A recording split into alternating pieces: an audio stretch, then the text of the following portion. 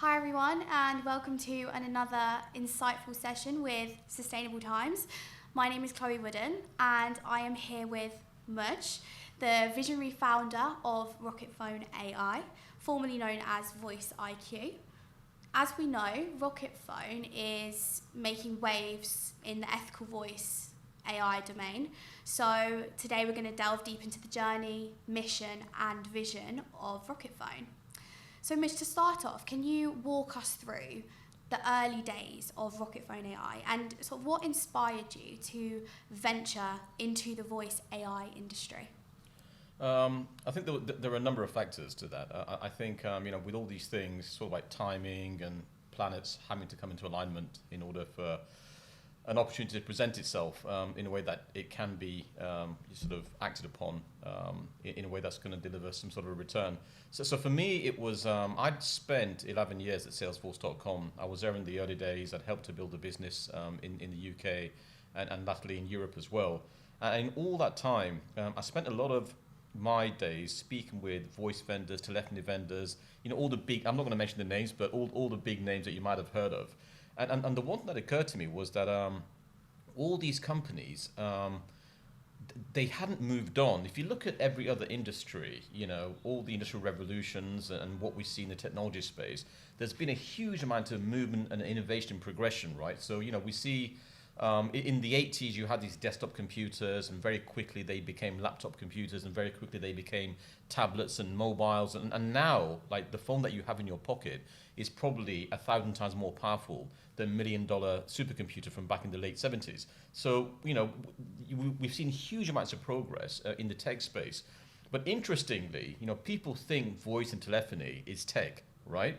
Because it's a gadget, it's a device, there's infrastructure, there's signals and all that sort of stuff. But the reality is that if you look at modern telephony, very little has happened to it in the last 100 years. So 100 years ago, you can make a call, you can receive a call, right? And really, if you look at your phone application on your Android or your iPhone, it's doing the same thing. You're making calls, you're receiving calls. If you want to send a text, you have to come out and go into a separate application, your SMS app or your WhatsApp application. So the way I saw the industry was, there's a huge amount of pent-up opportunity in this industry. And, famously, if you speak to, all the big CEOs like Bill Gates and, the late Steve Jobs, the one thing they always say about startups is that, pick an industry that is ripe for disruption that presents $1 trillion opportunity. And that's voice and telephony. Because if you look at the state of that market, it's just stuck in this sort of status quo situation where people just accept what they have and they don't really think beyond what is currently in front of them. So the market was in just the right place. The other things were the factors around access to high speed internet, the fact that we're generating tons of data, more data than we've ever generated before. And access to ever decreasing compute power. You put those things together, and then you apply those things, those sort of macro changes, to a market that is stagnant, and there's a huge amount of opportunity there. So that's the first phase. The next phase is, how do I then take this huge opportunity and materialize it and do something with it? And that's kind of where Rocketphone really came in. Yeah, amazing. That's really interesting, sort of hearing how Rocketphone came to life. But along that journey, did you find that there were many challenges along the way that you sort of had to overcome? Yeah. Yeah. I mean, where do I begin? Right. So I think for any young company, the biggest thing is, especially in the tech space, people think we're in the business of software, right? We're not. We're actually in the business of innovation, right? We live and breathe innovation that is, dramatic change that can have a sweeping impact globally. Because if you're not thinking about your technology and the impact of it globally, you don't really have a tech business, right? What you have is, I don't know, what do you call them, like a casual sort of operation where, you might be writing software for one company versus the other. If you want to have a serious software company, then you need to have global ambition. I forgot what the question was. the challenges. So the challenges, I'll start again. You know what?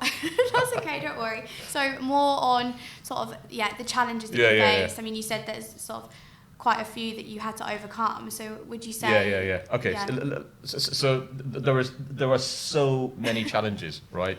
For any young company, especially in the tech space. So the number one challenge that any startup is going to face, especially in tech, is access to people, right? Because everyone presumes that they're in the software business, they're in the tech business, they're in this infrastructure business. We're not, right? We're in the business of innovation. Okay, so whenever we create product or technology, it has to be innovative and it has to have the potential to have broad impact across the world, right? Because if you're not thinking about your technology or your software from a global perspective, you don't really have a software business, right? You know, the world shrunk when the internet took off. So we can run an operation based out of the UK, and we can be selling our software to people in North America.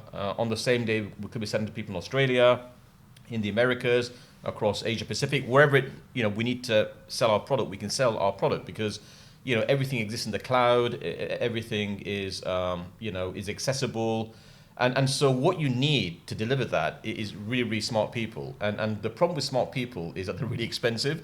So on the one hand, as a young company, you're looking to raise money early on. And when you're raising money early on, you don't have anything to raise against. All you have is like your name and your reputation, right? And you've got a PowerPoint presentation deck.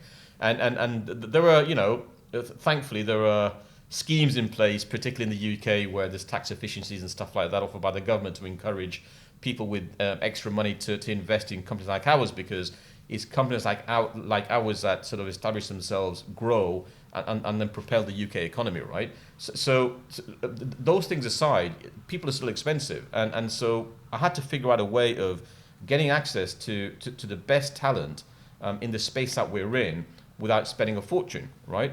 And so the way we did that was we know that the best talent for AI and for software research in general can be found in the best universities, right? And in the UK, there's two universities that sort of, top of the list there: University of Manchester and Oxford University. So we spent a lot of time with those two universities, developing partnerships with them, getting very close to them, because with that level of relationship, we're in a position where they have the smartest AI minds doing AI PhDs, and we get to recruit them before they get hired by a bank in the city earning 400 grand a year.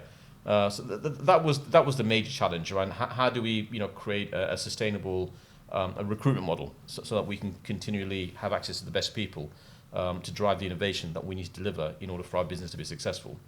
And am I correct in saying you work very closely with the head of AI at Oxford University? Mm-hmm. He's part of Rocketphone. He is indeed, yeah. Professor Michael Waldridge, who you can see on the telly this Christmas because he's doing the National Institute Christmas lectures this year. I used to watch them growing up, fascinating. So he's doing that, and I think AI is like the major theme for the Christmas lectures this year. But yeah, Professor Michael Waldridge is head of computer science at Oxford University. He's also chairman of the Turing Institute. He's done a whole. He spent the best part of his career on AI, and the thing with AI is people talk about it now as it's like a new thing. The technology and the techniques have been around for decades. It's just recently, as I mentioned before, the access to compute power, access to data, those things have made AI-based applications more feasible. So what we have is literally one of the world's top brains on artificial intelligence, and he's our chief science officer. Yeah, that's amazing that you've got that connection. Yeah. I mean, I think that goes on to my next question, sort of how has Rocketphone AI evolved since its sort of inception as Voice IQ? Okay, yeah, really good question. So we've been around for slightly over 4 years now. And, the thing with any startup is right at the beginning, it's everything sort of very sort of fuzzy and high risk. You're not quite sure where you're going with the business, and you have a vision, and you're desperately trying to keep that vision afloat. It's like being in a rowing boat that's constantly filling with water, and it's quite hard at the beginning. And so in the first year, we spend an awful lot of time just recruiting the right people, being very selective about who we bring on board, because the first 10 people that you hire have a massive downstream impact on what your company does going forward, because the culture, the attitude, the vision, the level of original thinking, all that sort of stuff hinges very much upon who the first 10 hires are. So we spent a lot of time just making sure that we got the best people, and that hiring process took me the best part of a year because I wanted to get it right. Because you get it wrong and then it's just, it's disastrous potentially. So we started, we built our first product around at the end of 2019, start of 2020, and we launched that very quietly because we wanted to go out to a select small number of companies just so we can get the feedback and trial it and kind of improve it. But what we've seen is like a massive acceleration in the pace of development of our platform. So there are things that we're doing today that there isn't a company on the planet that is even thinking about doing today. There are things that we're doing today that even if they thought about doing it, they perhaps don't have the capability or the skills or the knowledge or the insights or the background to deliver those things. And this is going back to hiring the right people and having these strong and deep connections with Oxford and University of Manchester. When we solve remarkably difficult problems, right? These are really hard problems. And by solving these problems, we are creating a system and an environment in which we can have dramatic change across the world and have dramatic impact. This is what we're all about. We're not a software company. We're all about innovation, change, and transformation. So we have these amazing people building amazing things, and I can give you some examples. I was going to say, tell us more about the problems that sort of you can solve using sort of Rocketphone. Yeah, so we work very closely. One of the really amazing things that happened around the end of 2020 was the UK government gave us £500,000 to work on some very challenging societal problems. And one of the biggest societal problems that we see right now is the aging population. Healthcare is fantastic. People are living for much longer. But the consequence of that is that we're seeing an increased prevalence of age-related illnesses like dementia, aphasia, RHD. So the second societal problem is that tech is moving so quickly that it's just really, really hard to keep on top of like what's happening out there, out there in the world. And I've got a 7-year-old, right? And it's bonkers. If you look at my LinkedIn, we did a school run and he's asking me about software compilers and how to create machine code and stuff like that. He's 7 years old and he's sitting there and he's learned how to code in Python. And I would never conceive of a child having that level of understanding. He's not unique. It's just they grow up in a world where they take social media for granted. They take any form of technology for granted. And the problem with that is, if you're not in the tech sector yourself beyond a certain age, there's a huge risk of having that position abused, right? So what we're seeing increasingly are way more fraud attempts, people calling up banks or insurance companies or pension funds purporting to be a client of theirs and having funds transferred and then even directly calling vulnerable people and trying to sort of get money out of them using dishonest means. And that societal problem is just going to keep getting worse because the pace of change with tech is just really hard to keep up. And even sometimes I struggle. And even I've had emails where it just looks really convincing. And I have to dig into it to figure out that it's actually, like a fraud attempt. So there's a lot of opportunity using voice AI to address these sorts of problems. And so, we've built AI that can do amazing things. We can detect whether somebody has a mental health issue. So you're having a conversation with a sales rep at a big insurance company. That big insurance company is required by the FCA in the UK or whoever the regulatory board is in whatever country. North America has their board, Australia, Canada have theirs, etc. And they're required to treat vulnerability in a very specific way. So, if I call up and I start mumbling and umming and ahhing, and it looks like I may have some sort of mental health challenge, they're required to stop the conversation, don't sell to this person because this person could be vulnerable, and instead take the conversation down this path. The trouble is, even the best managed organizations with the best will in the world will miss vulnerability because it's very hard to train every sales rep or every customer service rep on how to sort of detect these things. And especially in contact centers, people are coming and going all the time. There's a lot of throughput. Sometimes they're working during their university holidays and they go back to university. Other times they're there because they need to get a foot in the door for their careers. They stick around for a year or two, they move on to the next role. Very, very hard to train people consistently on detecting vulnerability. So we built technology with the help of the UK government, working with Oxford University and the University of Manchester. And we can detect things like somebody's approximate age. So if I receive a call and I'm a big bank and this person says, "Hi, I'm John Smith, I want to transfer some of my balance from here to there," we know from the customer management system or from the CRM system that this person is 65 years old. But the person calling in sounds 25. You know, let's raise an alarm bell, okay? Now imagine a scenario where you have an elderly grandparent or an uncle who's living by themselves, and you know, they're at home all day, and they're at the mercy of what's on TV and the inbound phone calls that they're getting, and someone gets a phone call, and they claim to be their bank manager or their fund manager at their pension fund, but it's not. And this person is vulnerable because they're by themselves. They don't really understand how these things work sometimes, and people just take advantage, and they will, you know, and they will commit acts of fraud at the detriment of these vulnerable people. Imagine an AI that can detect that and stop it in its tracks, or raise alarm bells, or notify the police, or just hang up the conversation before the crime can take place. So those are the sort of far-reaching societal problems that we are addressing with Rocketphone. Does that give you some examples? No, I think, you know, I can really relate to that, as I have family members that has happened to before. Yeah. It's becoming more and more common nowadays that you receive a phone call that sounds exactly like your bank, or it's so clever, and to know that you've created this technology which is going to solve sort of so many problems is really amazing. So well done for that. I mean, let's go more into sort of what would you feel like is your biggest accomplishment with Rocketphone? Okay. So we're going from the challenges, how you've overcome them, and what is your sort of biggest accomplishment?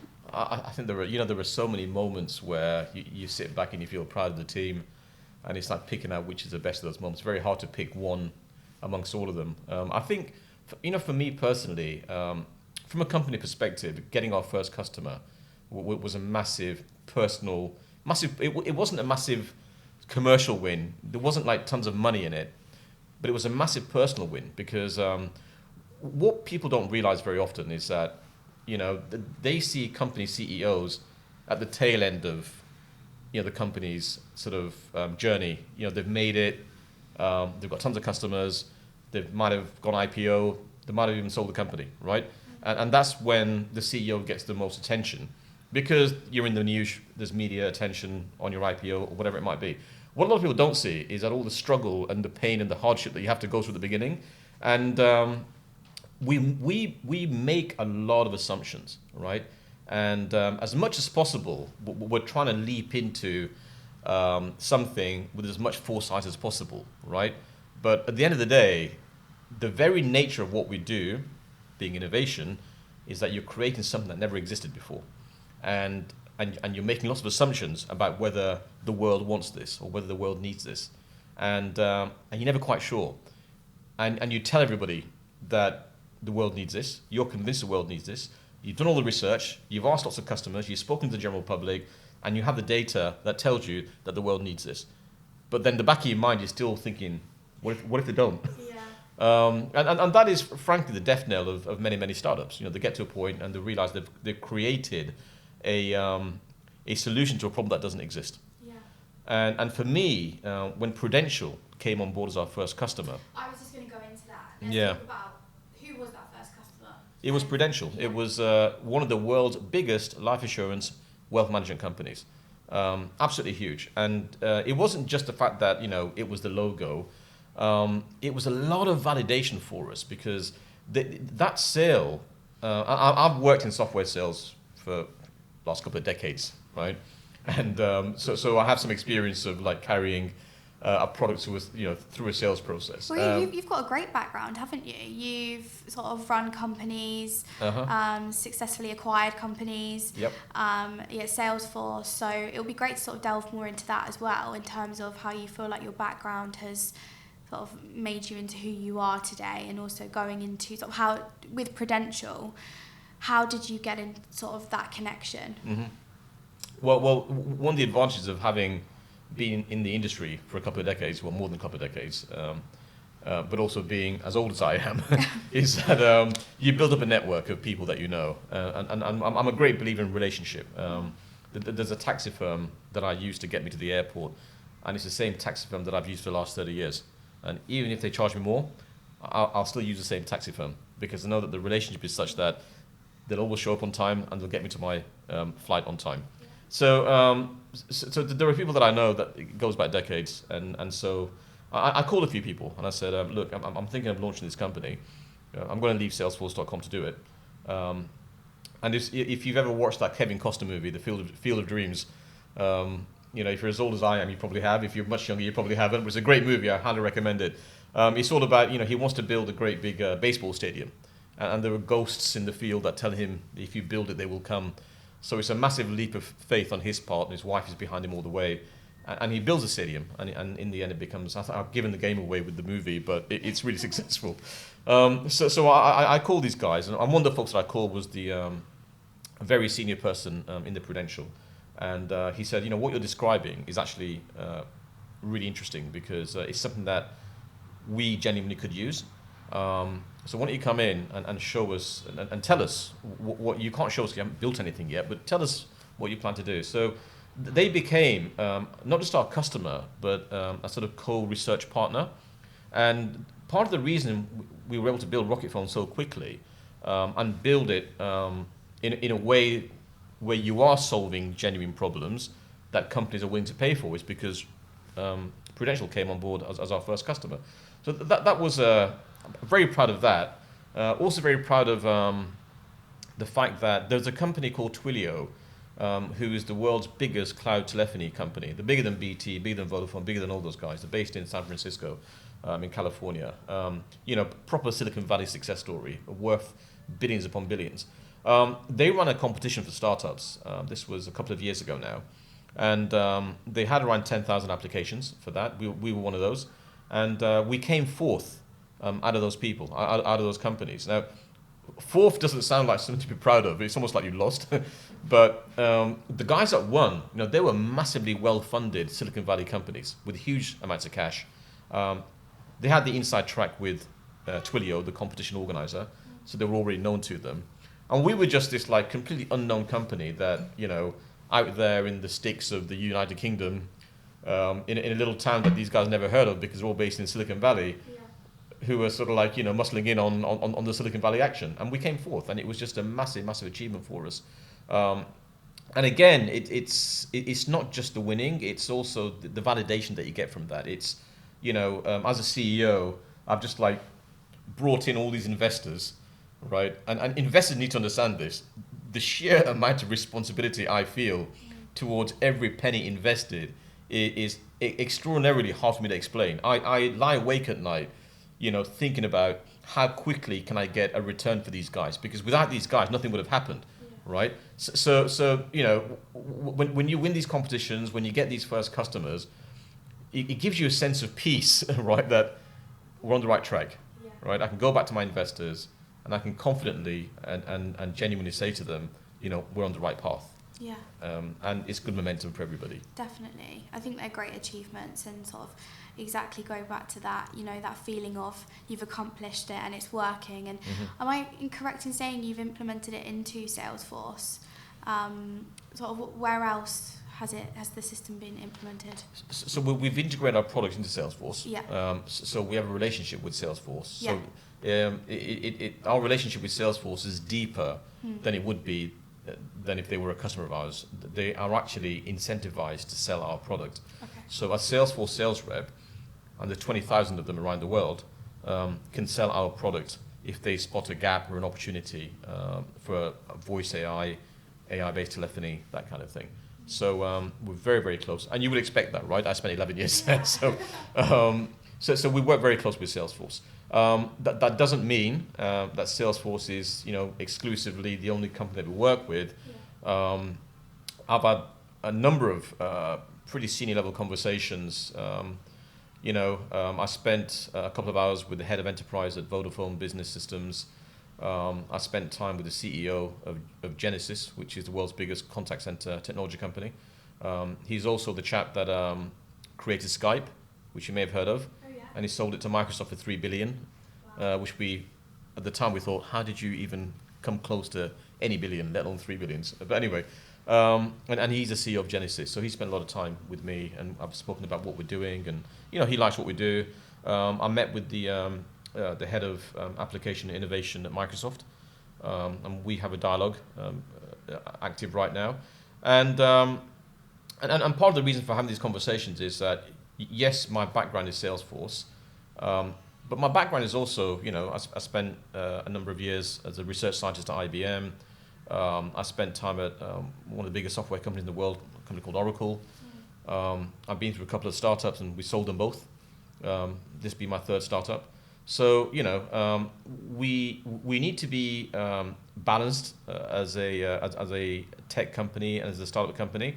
We need to have alliances with the right companies, but we also have to keep our options open, because it may not be this company that wants to acquire us. It might be this other company, and we have to keep those options open as well. So, we are getting recognized, we're getting noticed, and we're speaking to, some pretty senior people, hard hitters in the industry. Yeah, amazing. Okay, so let's go more into the mission and vision of Rocketphone. So at the heart of Rocketphone lies an ethical commitment. Yeah. So can you explain the significance of this ethos and how it sets you apart in the voice AI landscape? Absolutely, yeah. So we all know there's a massive commercial opportunity in voice AI. We know that, it's a given. I mean, AI companies are worth, billions upon billions, and they're being acquired for hundreds of millions. They're raising money against valuations of, multiple billions. It's just a crazy, crazy world out there. And so we know that there's a very strong commercial opportunity there. The other thing I know is that I've been through 2 exits, and the question you have to ask yourself as a CEO is, what do you actually leave behind, right? So it's with the right resources, the right people, the right level of investment, it's almost a foregone conclusion that you could create $1 billion company, right? The last company that we built up and sold for 400 million. So going from 400 million, and there was no AI frenzy then, and that was a voice AI company. Today there is an AI frenzy. Again, we have another voice AI company. Could that be worth 400 million? Could it be worth $1 billion? Could it be worth more, right? But put that to one side. The real question is, what do you leave behind, and what is the impact that you've had, and have you left any positive outcome in your wake, right? So when we created Rocketphone, the same day that we created, it used to be called Voice IQ, right? So the day that we created Voice IQ, now known as Rocketphone, we also created what we call the Voice IQ, now the Rocketphone Foundation, okay? So we pledged we knew that the tech we were going to build was going to be multifaceted. On the one hand, it's going to deliver huge amounts of value to commercial organizations. So we know that if you can detect vulnerability and stop mis-selling and all that sort of stuff, we can help companies like Barclays and Morgan Stanley and all these companies, big financial institutions. We can help them save hundreds of millions of pounds a year in fines, right? If you look at the FCA website and you go to the fine section for 2022, you'll see a long list of very well-known companies, and they've all been hit with massive fines, 10 million, 100 million, 200 million, massive, massive fines. They put money aside knowing they're going to get fined, right? So it's just they expect to get fined. It's just a part of their business plan. So we knew that there was huge commercial benefit in our technology. But, the tech that we create, yes, it's going to help these guys avoid fines, but it can also help protect vulnerable members of society. It can protect children. I have young children, right? And as I said before, it's very hard to keep on top of where tech is going these days, and you just don't know what your children are exposed to. We have technology that we've built, and it's up and running, and it's working, right? It's a Rocketphone SIM card. You put that SIM card in your phone today, you make and receive calls as normal, right? But we have an AI listening to the conversations, not snooping, but selectively listen to conversations that might carry risk. Detecting these issues. Exactly, yeah. So if my daughter's having a conversation with somebody and, there are things in that conversation that are unsuitable, or that might present risk in some shape or form, that might present danger to my child, our system will notify me of that. I'll get an SMS, your daughter's in a conversation, here's a recording, if you want the recording, very entirely up to the parent, but we have that technology today, right? Elderly person having a conversation being missold to, we can stop that in its tracks. Banks, sales organizations, selling to people, sometimes turning a blind eye to the fact that this person might be vulnerable or might be, we can stop that in its tracks. And we don't want that. Our software is, it could be perceived to be expensive, but that's because banks are willing to pay that. Because if they're saving on fines of $500 million, they'll happily pay us $10 million for our software, right? So it's a basic business value equation. You can't charge that to consumers and to individuals, right? Or to charities. So I reached out to, there's a charity in the UK called Age Concern. Age UK, they used to be called Age Concern, And I said to those guys, we have this tech, let's talk about just giving it to you, right? So, and the question that I got asked was, how are you going to fund that? I said, our commercial relationships will fund that. So we can sell it to the banks, and we can take a portion of that revenue, and we can put that into our foundation, and that pot can then fund projects that have charities. Societal outcomes that are beneficial to individuals and vulnerable people, children, and so on. So that is the foundation is really fundamental to what we do, and that's, we will be remembered for that. We will not be necessarily remembered for walking away with tons of money, because that happens every day, right? But if we've managed to make someone's life less risky, less danger prone, and we've managed to help them skirt and avoid danger, that as an outcome, for me, carries way more weight and value than selling a bunch of software licenses to a commercial entity. In itself, just knowing that you're helping people. Yeah. So Exactly. Let's go from that and sort of, can you paint a picture of the future that you envision with the widespread adoption of ethical voice AI solutions like Rocketphone? Yeah. It's really, really hard to predict beyond the next 6 Of months. course, sometimes. yeah. So I think the role of voice processing is going to be huge going forward. So if we sort of fast forward and think, okay, we've got this technology platform that is capable of doing, we do three things really well. We ingest conversations wherever they happen. So in a business context, those conversations are phone calls from your desk phone. It can be cell phone calls from your mobile. It can be Zoom calls, Teams calls, Google Hangouts, all those conversations, WhatsApp calls. All those are business conversations that you're having, and we're extracting things that are interesting and useful from those conversations. And then we kick off actions off the back of that. So it's great for companies like Virgin Media, for example, because they've grown up through acquisition over the years. They've got a broadband division, a TV division, a fixed line division, and lots of different divisions. But if you call the broadband team and you say to them, I fancy watching the footy tonight, they won't sell you a football package, because that's a broadband team, because the football package is sold by the TV team. They're in a different room, a different department. But Virgin's just lost out on some revenue there, right? And our technology can just pick up on that and generate the lead and the opportunity for the other department. So if you extrapolate that and you think, well, where else could we take this technology, right?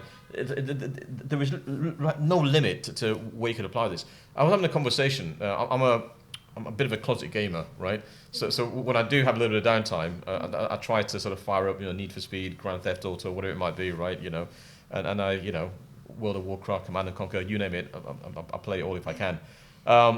But all these games exist in this thing called the metaverse. I think, Mark Zuckerberg came up with the term, right? And I'm not sure how well he's doing with it. But the fact of the matter is, these online social environments exist, right? So if you play World of Warcraft, you're playing with hundreds of people from around the world.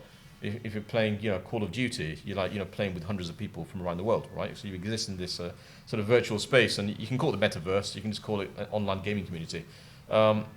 But we have technology that can, you have your headset attached to your headphones, and you're saying, I'm coming around the corner, I'm going to come and get you, whatever. And then somebody else says, yeah, but you know what? I'm really hungry. I could do with some food. I'm gonna knock off for a second.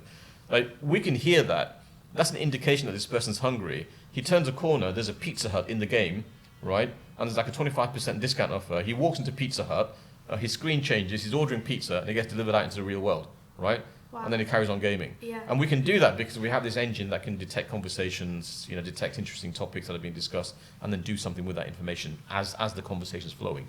So, our sort of MO is to, I said we ingest conversations wherever they occur.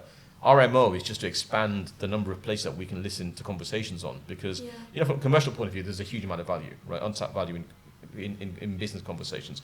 But even in the consumer space, there's a huge amount of untapped value from the point of view of protecting consumers, but also the example that I just used, order pizza when somebody says they're hungry, right? That's as far forward as I can think right now. Yeah. And the immediate task at hand for us is to make sure that we get the customers that we're targeting right now and get those guys successful. I mean, so this next question is going to be a bit of a challenge for you then. With how fast AI is moving, where do you see yourself in 5 to 10 years? Oh, blimey. I probably won't be here with you physically. I'll be strapped Don't say that. I'll be strapped to like wires and pipes and machines somewhere, right? And I'll have like a brain interface. I won't leave my bedroom. I'll get fed by IV tube. I'm honestly, I joke about that, Ram. I'm genuinely worried about it. Tell me what are your thoughts on this? I'm worried about the disengagement of society and where we are as a species. To be honest, I mean, what COVID? I mean, I don't know about you, but I don't go out anymore, right? When I go down to local pubs or clubs, they're all dead. Yeah. I think the whole notion of like going out, meeting people to have fun is just kind of died a death. I think it's definitely changed since COVID. I mean, it's definitely not the same as it used to be. I mean, going to my sort of uni experience, my first year was hit by COVID, really? And then I went back. It was never the same. Yeah. It was, it's quite strange. So that then turns us into sort of homebound recluses. See, my daughter's 16, and she's on the phone all the time. She's on with her friends, Snap, WhatsApp, whatever the app is at the time. I think to myself, on the one hand, it's good because when I was a 16-year-old, I was a bit of a tearaway. I was out with my mates all the time. Parents never knew what time I was going to get back in. Sometimes I'd come in at 4 in the morning, 5 in the morning on a Friday, Saturday night. And my dad would be there waiting for me, ready to give me a good old telling off. Yeah. My daughter doesn't do that. And I'm quite pleased that she's not out and about the whole night. But at the same time, she's not socializing in quite the way that we used to socialize. And so human connection seems to be moving away from sort of like face-to-face, in-person, social engagement to let's just do it all online, right? I can't phone my daughter. I have to text her. And all this stuff, the post-COVID notion of not going out, people turning to their devices more and more and more. The more interfaces that we have as an alternative to human conversation, the more reclusive people will become. And I think for us, we're kind of in the middle of all this. I think for the next generation, they're going to grow up in this world of everything. You just sit and do everything from your living room. Yeah. Don't even leave your bedroom. I mean, COVID almost proved that you could not go to school. You could just learn on Teams and have remote classrooms. And there's benefit to that because, I think from an environmental perspective, it's great. You're not burning carbon every 5 seconds a day trying to get places. I think that's good. The tube is not packed all the time anymore. That's good. Fewer cars on the road. That's not a bad thing. That's a good thing. But we've got to be careful that we don't throw the baby out with the bathwater. And so when I think about the next 10 years, I think, honestly, companies like ours who are on that growth path and who actually have quite a bit of influence over this, right? Our technology is going to be the stuff that kind of drives human behavior. And so it behooves us to think about the impact that we can have there and what are the consequences. It's all well and good creating some sort of great AI feature or something and you're going to make a ton of money out of it. But if you're going to harm society by deploying it, then you probably shouldn't. And this is actually Professor Michael Wooldridge, being the chairman of the Turing Institute. They spend a lot of time thinking about the ethics of AI, thinking about there's an area of research known as, I'm trying to think of it now, provenance. There's an area of research called provenance mapping, and it's where has this piece of information come from? You can watch a video today, right, of Donald Trump saying something, and the next minute he's been taken away by the police, and it's all fake. It's a deep fake, right? But it's really convincing. It's his voice. It's his image, and sort of bad actors can use that to reprogram entire societies, right? And so Michael is working on technology or with research teams that can trace back these things so that they can understand where it's come from. Has it come from a reliable source or has it not? And can we trust it? And we've got to fix trust in this new world of AI. Yeah. And it's going to be it's a real tough nut to crack, actually. Well, yeah, let's go on to sort of safeguarding and sort of how does Rocketphone AI ensure the safeguarding of consumers and businesses in their communication systems? Yeah, there's a huge amount of opportunity to misuse technology, and I think this is going to be the problem with AI in general. I think when people express their fear of AI, they're thinking about Terminator, thinking about robots stomping down the high street, blowing everything up. It's not going to be that. It's going to be something very different. People think about like AI is going to take everyone's jobs. I don't think it's even going to be that. I think people are generally fairly good at adapting. Otherwise, we'd have complete joblessness, right? Today, because 30 years ago, people said that computers are going to take all our jobs, and robots in factories are going to take all the manufacturing jobs. Those people is retrained and they're doing other things now. So they're actually doing higher value work and more interesting work rather than mundane work. So I'm not too worried about that. I think people will adapt and change that. What I am worried about is AI being used to misinform people, to mislead people, and to almost cheat them out of what is rightfully theirs. And it's going to become so sophisticated. We have technology at Rocketphone, right? We haven't commercialized it. But if you speak to our system for 15 minutes, we could say anything in your voice. Really? Right? So we could generate a phone call a member of your family, and just speak as you. And use my voice. And use your voice, Wow. right? And how open to abuse is that? We haven't released that technology because it's a bit spooky, in my opinion. I agree. And there are huge implications around. You call your bank and your voice is your password. But if I mimic your voice, I can get into your account, right? So the potential for huge misuse is real and present. We haven't launched it because if we launch that technology, we need to find a way of building a fence around it so it's not misused. And where it's applied is for genuine, legitimate purposes, right? And we haven't figured out a way of how to do that yet. And we'll launch that when we figure it out. Process. Yeah. And so everything that we've launched today, I've spoken about the societal impact of what we do. There is huge potential for AI to safeguard people, as I've described already, protecting children, protecting the elderly, detecting mental health challenges, detecting age, picking out possible attempts at fraudulent activity. And that is really what we're about. That is the essence of what we do. And we will keep doing that. It's almost like our role in the AI space is to be the good actor, and to make sure that we are ready to safeguard people against bad actors who are deploying abusive AI. Yeah, of course. Well, look, it's been great hearing about the journey, the mission, the vision. So let's shift the gears a little bit and talk about Rocketphone's current investment round.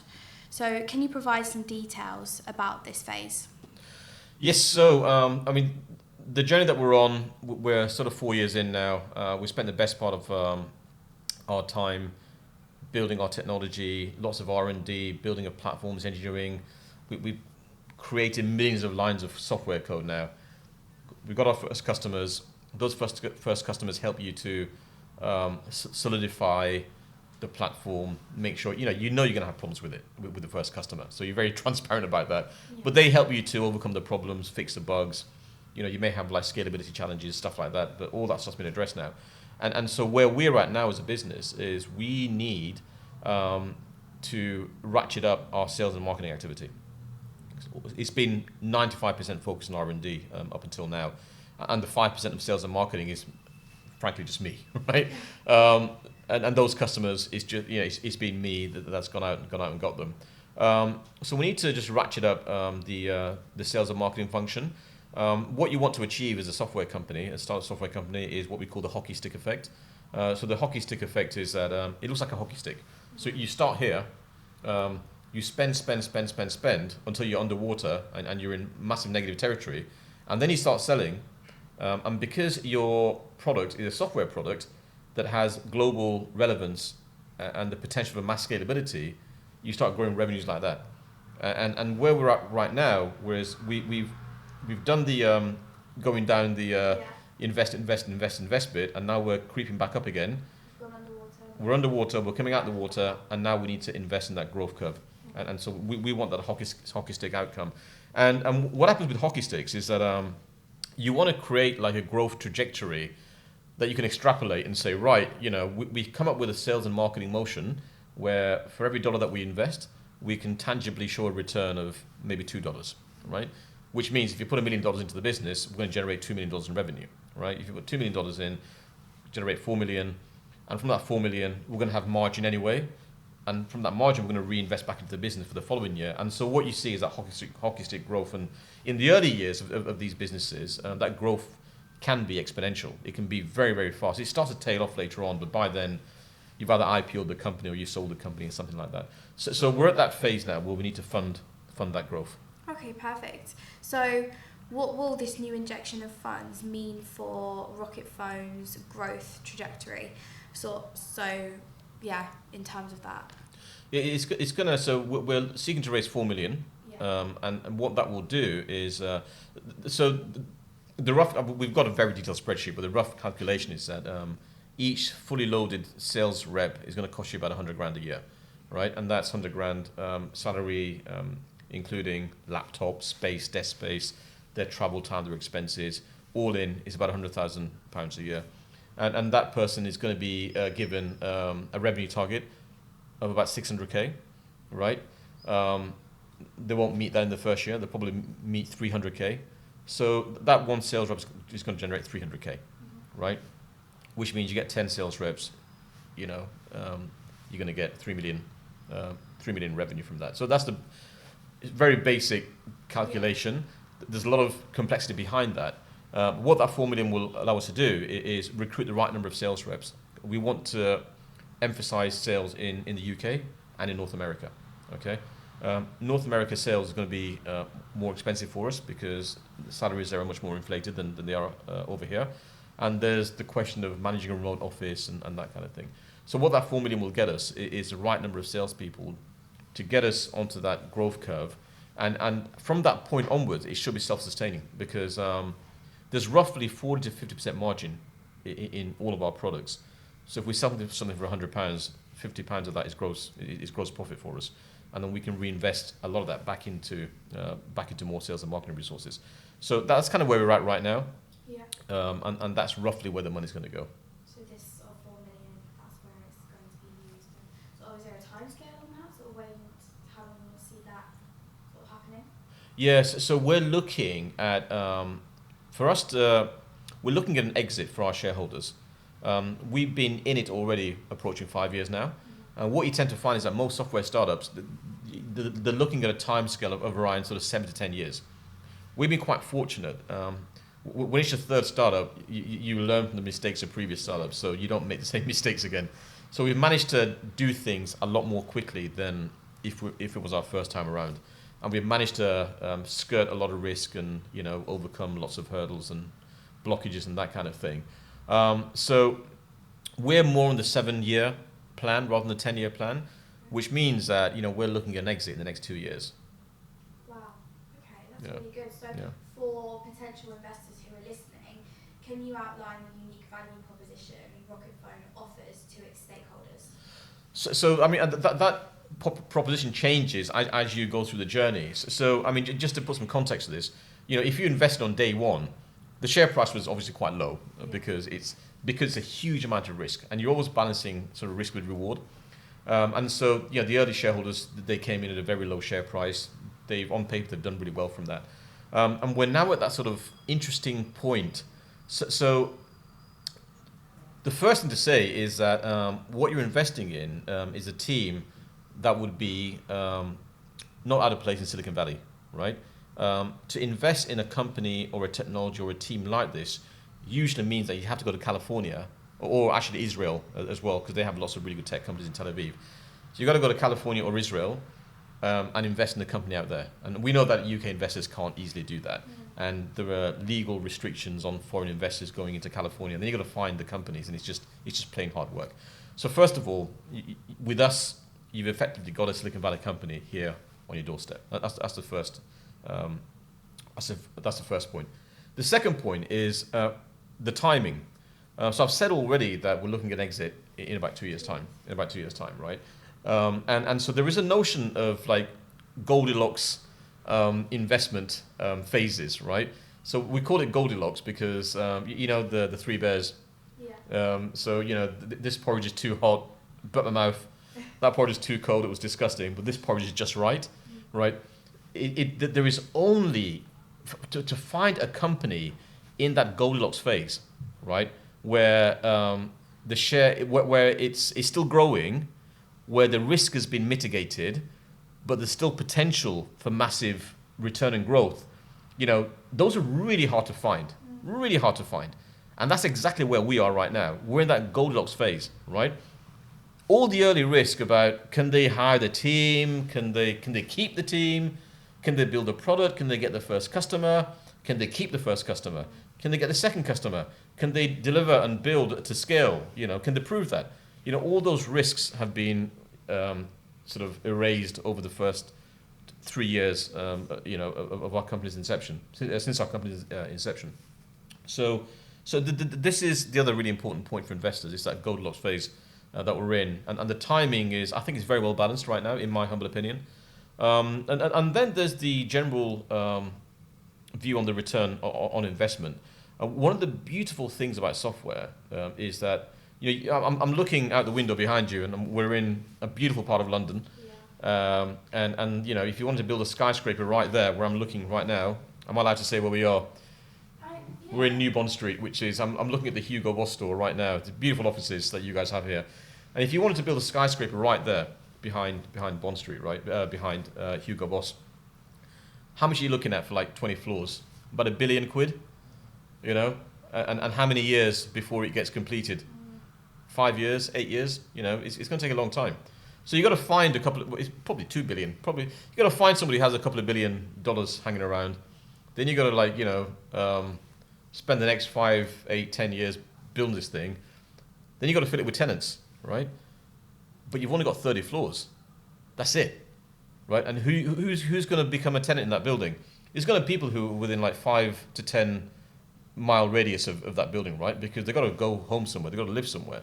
So your catchment is like a part of London, right?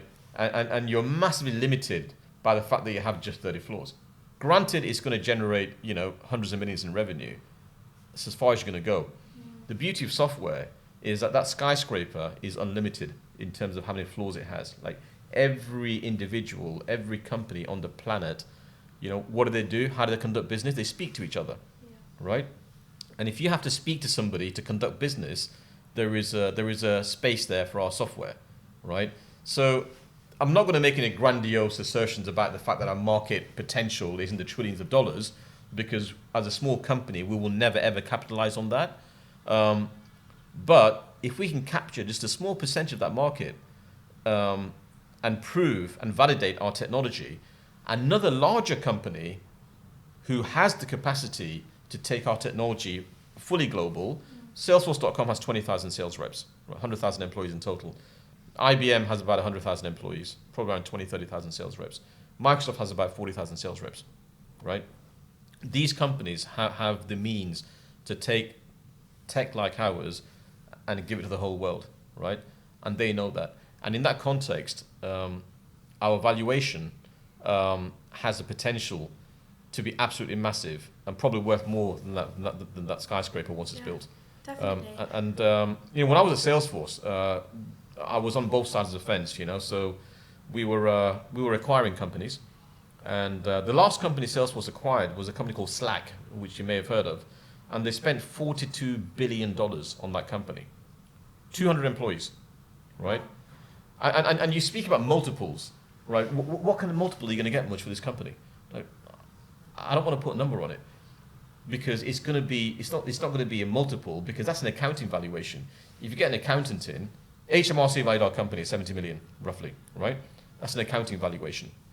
Accountants will look at high-level things, well understood like revenue, they'll look at a level of IP, try to understand what it really means. But when you sell your company to another company, the way they value it is completely different, right? So for example, like one of Salesforce.com's biggest customers is a company called Unilever, right? Unilever, yeah. Yeah, I think probably the biggest pharmaceuticals consumer goods company in the world. All the shampoos, all the everything that they basically own, and I don't know what that account is worth to them. Let's say it's worth $100 million a year to Salesforce.com, right? Everybody wants to get into Unilever. Microsoft wants to get in there. Oracle wants to get in there. Everybody wants to get in there. And so Microsoft go in there and say, hey, Unilever, we've got this really amazing mobile application, right? So you sell shampoos and consumer products in the supermarkets. You have to have sales reps going from shop to shop, taking pictures of the gondolas and the displays and that kind of thing, right? But there's no internet access sometimes. But our system works offline. So even without internet access, you can still use it. Now, Salesforce says, oh, hang on a second, we haven't got that. Oh, crikey, they do have it, by the way, but theoretically, they have it now. There was a time when they didn't have it. We haven't got that. Crikey, what's the risk to us? Well, the risk is like $500,000 a year. And not just this one company. We have other customers that want offline access to data from mobile devices as well. Like the risk ends up being like $1 billion of revenue per year, right? Are they going to go off and build something over the next 4 or 5 years? Are they just going to buy a company for a few $100 million that ticks the box and moves them forward? They usually do the latter, and that's why Slack sells for 42 billion. That's why Skype sold for 3 billion. Yeah. And that's why these companies demand massive valuations, because it's the value to them, and it's the risk of not having your technology, and it's the bigger risk of your technology going to one of their competitors. I mean, you just going back, you touched base briefly on sort of the ROI. Yeah. So the return on investment for sort of investors. Yeah. How do you envision this for investors who come on board during this investment phase? Could you sort of elaborate more on that? Yes. So if you look at the likes of, it's very hard to speculate on our ROI, right? Because it's so hard. It'd be remiss of me just to put a number in front of people. Of course. But you look at comparables. There's a company called Gong, Silicon Valley company. They do voice AI, but specifically related to sales coaching. So they'll plug in their system for sales reps, and they'll listen to the conversation, the process of using AI, and they'll say, you could have done this, you could have done that, you could have done that. And that company is worth about between $7 to $8 billion. And that represents a multiple of around 80 times their revenue, right? And they're a mature company. 60 to 80 times revenue. I need to look at the numbers, but I think it's in that range. That's a mature company, right? That has lots of customers, they're way ahead of us in terms of how many years they've been around for. They're still trading at a multiple of 60 to 80x, which is phenomenal, because you expect to see that in early stage companies. So in an early stage company where you have zero revenue, right, your multiple is actually infinite, isn't it? Because it's like, even if you're worth £1, compared to zero revenue, that's an infinite valuation. But you start at infinity and then you go down very quickly to, if our revenue is 100K this year, right, but we sell the company for $1 billion, then you're looking at like massive multiples. But that multiple goes down over time. Because there is more return to be had in the early years of the business. So, if we can achieve a multiple anywhere close to Gong's multiple in the next couple of years, we'll laugh on our heads off. But I'm not going to... Yeah, no, definitely. You can't hold me to that. No, we're not holding you to that. I mean, it's definitely great for sort of potential investors to sort of hear more about sort of where their investment would be and how it would, So... It could be less than that, it could be a lot more than that. Yeah, exactly. So let's go on to sort of some of the frequently asked questions that sort of we've received. So sort of one of the common questions that we've seen in our investor community is about the scalability of Rocketphone solutions. So would you mind sort of sharing on this? Yes, so scalability is really important because without having a scalable platform, you're going to have like 10 customers and then your system's going to creak and you're not going to be able to get more customers. So without getting too much into the technology, all of our back-end stuff sits on a technology called Microsoft Azure. So Microsoft Azure is Microsoft's big cloud hosting platform. They use the same platform for their own cloud apps. So the scalability, we call it world scale. It's not the cheapest way of doing it, frankly, but it is definitely the most long-term way of doing it. So we're not concerned for 1 second about onboarding 1 million customers tomorrow. We'd have a job on our hands, talking to them and get them on board and get them trained, but the tech will absolutely stack up. And we've tested that internally, and we know that the back-end platforms that we sit on are more than capable of handling that. Okay, amazing. So let's talk more on data privacy. Yeah. It's a major concern nowadays. It is, yeah.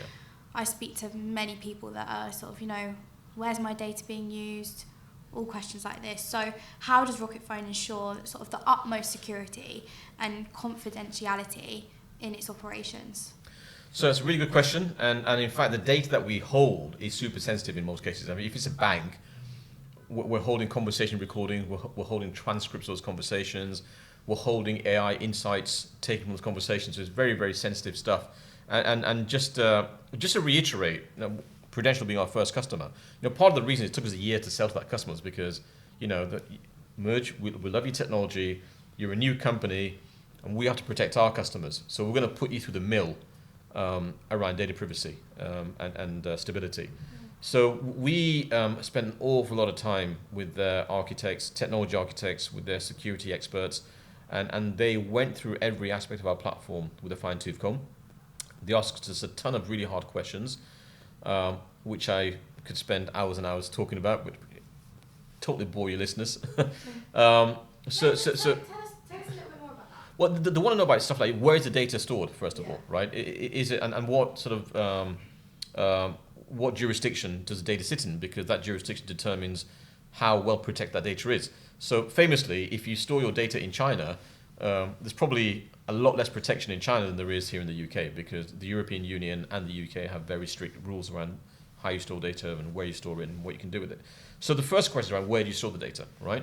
Then there are questions about encryption. Are you encrypting or encoding the data so other people can't snoop in on it? The answer is yes, of course we do. But then the last question is about, okay, that's encryption. There's a concept of encryption at rest. So there's your database, there's the data, is that data encrypted? But now you're moving data from one place to another. So when in a phone call, your voice is carrying from your microphone to our servers, and somebody could, if they wanted to, tap into that and listen in potentially, right? So is that protected? And the answer is yes, we encrypt those conversations. And then how well protected is it? And that's a question of like encryption keys, and are you using like 64-bit encryption, 128-bit encryption, all that sort of stuff. So we have to answer questions like that. Then we have to answer questions about our own internal policies, like risk, disaster recovery. What happens if a database crashes or a server crashes or something fails? What is your process for bringing the service back online with minimal disruption to your users? So we have to have a process and policy around that, and I'll answer questions about that. Then there are all the questions about general data protection regulation, or GDPR. So GDPR is massive in Europe, and it's also massive in any other part of the world as well. So if you're dealing with a European customer, even if you're Chinese, American, Australian, you have to be compliant with the GDPR. And the consequence of not being compliant is a massive fine, which is a percentage of your revenue, and it could be millions and millions of pounds. So it's pretty darn serious. So we had to answer lots and lots of questions about GDPR and how we enforce GDPR. All that stuff is baked into our product. Then there's all kinds of, within GDPR, you have a lot of stuff around consent and have you got permission for this and permission for that. And especially when you're doing call recording and AI analysis, people are a bit nervous about, we get that you listen to calls, we do that already. We get your recording calls, we do that already, that's okay. But now you've got an AI processing and understanding and extracting insights that no human could possibly do. Do we need permission for that? So we have to get into legal conversations about the permissibility of that. What we have to our advantage is that most of what we do, well today all of what we do is in the context of B2B, so business to business. And the regulators, like the FCA, like the European Data Protection Regulation, like the Information Commissioner's Office, they're much more protective of consumers, and they trust businesses to take care of themselves a bit more. So if a business signs up to our terms and conditions of how we deliver the service and how we process data, they're generally okay with that. And without getting too detailed, there's the concept of there are data processors, there are data controllers. We don't control the data, it's their data. We just process the data. And the data controller has more responsibility over how that data is protected and managed than actually we do. And they not get around it, they satisfy themselves by asking us questions and looking into our infrastructure to make sure that everything that we're doing is properly secure and above board. And sitting on Microsoft and using their data centers actually gives us a massive boost in that area, because they're already certified, according to numerous country-based regulations. So just by being on their servers, it ticks a lot of boxes for us. Okay, let's talk more about partnerships, collaborations. So what kind of partnerships are Rocketphone sort of currently seeking or open to, especially sort of post this investment round? Yep, so we're already a registered Salesforce ISV partner. As I mentioned before, Salesforce.com are able to sell our software to their customers. So that's a very good partnership to have. And we're looking for similar sorts of partnerships with other organizations. Our focus is going to be mostly on selling directly. We don't want to depend on third parties for our sort of like destiny. We want to manage that. But in terms of technology partnerships, as I mentioned, we're talking to Microsoft already, Genesys, Salesforce.com. And a lot of these conversations, they're going to result in us working with them from a technology perspective. But it's also about putting us on their radars so they're aware of who we are, what we do, and so they can keep an eye on us for when the time comes. Out there and known. Yeah, exactly, yeah.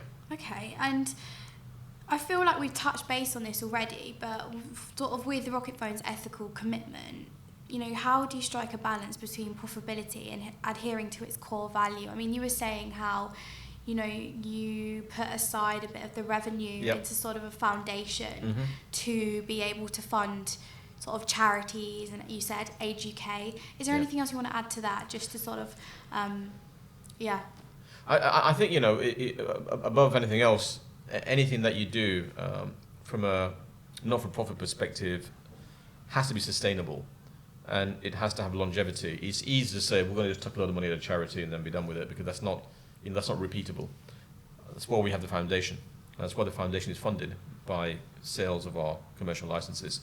We're at a stage in terms of our revenue, so frankly, there's not a huge amount of money going into the foundation.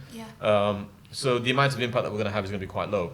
But it's fine, because we have a sustainable model and a commitment to keep doing that. So as the company gets better, as it becomes more successful, we will do more in the area of for not-for-profits, as well as in the area of sort of sustainable outcomes, beneficial outcomes for society. Okay, perfect. So lastly, for our institutional investors, how does Rocketphone's offering fit into the broader ecosystem of sustainable and ethical tech solutions? I think that there's the whole world of sort of ethical tech and AI. I think companies and founders are overly consumed with revenue and profits and margins. And I think for first-time founders, that takes a lot of their attention. And I think one of the benefits of being a third-time founder is that you want more of a legacy, right? And so I have a personal commitment to ensuring that there is a sustainable and ethical element to what we do. And it was because of that conviction that we have, and that I have as well. And I have elderly relatives, I have children myself, so I want to see a better future for them. I think the UK government saw that conviction in us before they gave us that £500,000 to work on AI research to protect the vulnerable. And I think we've made that investment already. That technology is there, and we'll keep improving it. And we're just going to make sure that a significant part of our business model feeds into sustainability and ethical business.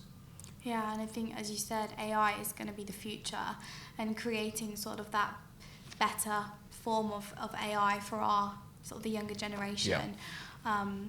Well, yeah, look, thank you, Muj, for, sharing such My pleasure. Thank you for your time. insightful details about Rocketphone, the journey, future prospects. It's truly inspiring to see how ethical considerations and cutting-edge technology can come together in harmony. For our high net worth individuals, family offices, and institutional investors, this has just been a glimpse into a promising investment opportunity. So stay tuned with Sustainable Times for some more enlightening conversations. Thank you very much. Thank you so much. Thanks.